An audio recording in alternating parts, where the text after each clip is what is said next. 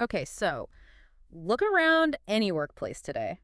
Seriously, just take a moment. What's the one thing you really can't miss? Constant change. Rapid technological change. It's everywhere. Exactly.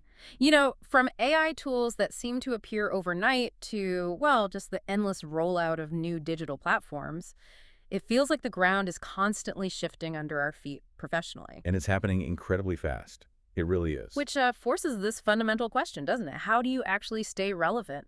Keep your skills, sharp? Yeah, and it's pretty clear that just ticking a box with an occasional training session isn't going to cut it anymore. Not even close. No. The demand now seems to be for perpetual learning, like ongoing all the time. That's the core of it. And that brings us right into what we're diving into today. We're looking at insights from this excerpt called Embracing Self-Study for a Modern Workforce. Right. And it makes a really compelling case, I think, that traditional learning methods, well, they still have their place, sure, but they just aren't really equipped for this new reality we're facing. hmm So our mission here in this deep dive is to sort of unpack why those older models are falling behind. And explore how digital self-study is becoming. Well, it's moving from maybe a nice to have to the essential key, right? For staying adaptable. Exactly. Adaptable and resilient in today's professional world. So if you've ever felt that kind of dizzying speed of tech change, or maybe wondered if the old ways of learning are, I don't know, leaving you a bit behind, then yeah, this deep dive is definitely for you. We're going to explore this really crucial shift in how we need to think about learning for our careers. Okay, so where does the source material start? It kind of sets the stage first, right? It does. It reminds us how learning, well, how it's been structured for generations, really. Think about classroom settings, formal corporate training rooms. The traditional model. Yeah, that traditional model. The flow of knowledge was largely one way. You had an instructor, and then you had a, well, often a pretty passive audience. Right, receiving the information. And look, that model made perfect sense for, say, the first and second industrial revolutions. Those were environments built on stable skills, standardization. Consistency, Yeah, mass production. Things didn't change that fast. precisely. It worked beautifully when the job you learned was basically the job you'd have for, well, decades maybe. But then came the digital age, the third industrial revolution, the fourth. Mm. People even talk about a fifth starting now. And the defining thing there, technology doesn't just change bit by bit. It evolves exponentially. It just leaps forward. Yeah. Which means what? Well, the consequence is that a skill you work hard to master today could be, I don't know, significantly optimized by software or automated away, or maybe even become obsolete much faster than we'd expect. Okay. The article uses this great analogy. It says trying to rely only on those pre-scheduled instructor-led training sessions for every new tool or update. Yeah. It's like trying to chase a bullet train while you're riding a bicycle. Huh. Okay, I get that. The method, the bicycle, is just fundamentally mismatched to the speed you need, the bullet train. That analogy really hits home. And this dependency on being, taught in that formal way, it runs into some very practical problems too, doesn't it? Oh, absolutely. First off, just think about scalability. It's a huge hurdle. How so? Well, how do you rapidly train, say, thousands of employees on some critical new AI feature if you need a physical instructor or even a live virtual one for every single session? Right, the logistics alone. It becomes almost impossible at scale. Plus, the pace is so rigid in those settings, everyone's kind of expected to learn at the same speed. Exactly. Some people are ready to zoom ahead, others need more time to absorb it, but the formal class just moves at one pace. That's it. And there's always that relevance lag you mentioned earlier. Oh, definitely. By the time a big, comprehensive training curriculum gets fully developed and then approved and scheduled and finally delivered, The tech has probably changed again. it might well have. The very topic it covers could have already had significant updates, so you're always playing catch-up. And don't forget the cost, just the sheer cost and planning involved. Booking venues or platforms, paying instructors, coordinating schedules for potentially huge numbers of people. It's simply prohibitive, Mm. especially for the kind of continuous, widespread learning that dynamic environments demand today. So the text argues pretty powerfully, actually, that people who insist on only learning through these traditional formal structures, They're essentially creating their own bottleneck, their own barrier to adaptability. because they're waiting Yeah. for someone else to structure it, to give permission almost. Exactly.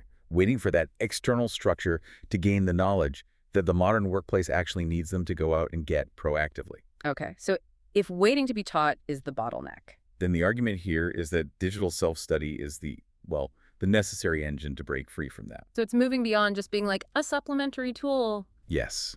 And becoming the primary way, the main pathway, to build the skills and the resilience you need against this constant technological churn. That's the core shift then. That's the core shift. Responsibility fundamentally moves.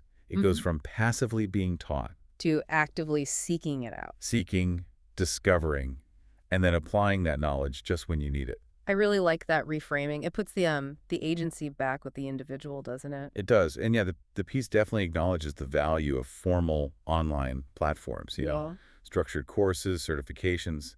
They're great for building foundational knowledge. Because they offer flexibility, accessibility. Absolutely. But the real transformative power the article highlights goes way beyond just formal courseware. How so? It's about leveraging your ability to solve problems or understand concepts or master tools right in the moment you need them. By tapping into what? The vast digital landscape, everything that's out there online. Okay, this is where it gets really interesting, I think. The source talks about these key pillars of modern digital self-study. What was the first one? The foundation. Think of it like this. Your browser tab. That's the new classroom. Okay. And the first instructor isn't necessarily a person anymore. It's the search engine. Right. Like Google, Bing. Exactly. When you hit a new software error, or you've got a puzzling bit of code, or you just need to understand how some feature in a tool works, what's the instinctive first move for most people now? You search for it online. You search for it. You don't immediately try to find a colleague or wait weeks for the next training session. You use a search engine or maybe a specialized platform like Stack Overflow or something. That's such a practical way to put it, and learning how to actually formulate good search queries. That's a school in itself. Yeah. And then quickly evaluating the sources you find, figuring out if they're credible, and then pulling that information together into something actionable. That's become a core digital literacy skill, hasn't it? Absolutely. It's true just-in-time learning, incredibly agile, and directly relevant to whatever task you're facing right then. And this pillar is evolving too, right? The source mentions AI. Yes, that's the next fascinating element, discussed the rise of AI chatbots. Things like ChatGPT, Gemini, Copilot. Okay. How do they fit in? Are they just better search engines? Well, they're more than that, really. They can act almost like interactive learning companions. Like a tutor? Kind of, yeah. Like a personal tutor. They can help you explore really complex concepts. You can ask follow-up questions, get different explanations. Or even use them to brainstorm. Exactly. Brainstorming different ways to apply something, understanding nuances. It's not just getting a list of links back. That feels like a pretty significant step up. You're having a real dynamic exchange, digging into things you don't get. And getting instant explanations tailored to your specific questions. It's very powerful. But self-study doesn't mean you have to do it all alone in a corner, does it? No, definitely not. And the piece strongly emphasizes that. The role of digital community and collaboration is huge. So platforms like GitHub for code. GitHub, Stack Overflow for technical Q&A, specific Reddit communities, maybe even internal company knowledge bases or forums. These are all learning resources too. Invaluable ones. That's where you can post a problem you're stuck on, see how someone else tackled something similar, share your own solutions, contribute your insights. It creates this kind of living, distributed learning ecosystem. Exactly. Where everyone is potentially both a student and a teacher at the same time. Okay, so search engines, AI companions, community. What's the final pillar mentioned? The final one is about embracing experimentation. And importantly, even embracing failure. Ah, okay. Tell me more about that. Digital self-study really thrives when you feel comfortable just trying things out, seeing how they work, figuring out what happens when you push the boundaries a bit. And learning from the mistakes that inevitably happen along the way. Yes. You have to be willing to mess up sometimes and then figure out how to recover. That's often where the deepest learning happens. This really seems to cultivate a mindset of like genuine curiosity and resilience. Which the text argues are absolutely critical qualities for navigating an uncertain technological future. You learn most profoundly by doing. Right. Okay, so individual initiative is clearly crucial here, but the source material also makes it clear that organizations, companies, have a big role to play too, right? Oh, absolutely vital. It's not enough for them to just provide access to, say, an online learning platform subscription. They need to do more. They need to actively foster a culture where Digital self-study isn't just, allowed, but is genuinely encouraged and actually valued. So that raises the practical question then. Beyond just providing the tools or resources, how do companies actually build that kind of culture? What does that look like? Well, the text outlines some pretty specific actionable steps. One really critical element is allocating dedicated time. Time during the workday. Yes. Making it acceptable, maybe even formally scheduling it, for employees to spend time during their work hours on self-study and experimentation. Instead of it being seen as something you have to squeeze in on your own time after hours. Exactly. Removing that after-hours burden is key. What else? Providing curated resources is another point. So not just pointing people vaguely towards the entire internet and saying, go figure it out. Right, that can be overwhelming. Yeah, instead offering some guidance, maybe recommending high-quality digital learning materials, useful platforms, relevant communities. And leadership. Does leadership have a role? Huge role. It's highlighted strongly. Leaders need to model this behavior themselves. They need to show their own engagement with self-study, demonstrate their willingness to learn new digital tools, maybe even share their learning journey, the challenges and successes. So it's not just do as I say. Precisely. And crucially, there's the element of recognition and reward. Hmm. Actually celebrating individuals and teams who proactively engage in this kind of self-directed learning and then successfully apply those new skills in their work, making that visible. And underpinning all of this, I imagine, is safety. Psychological safety. That's the foundation mentioned.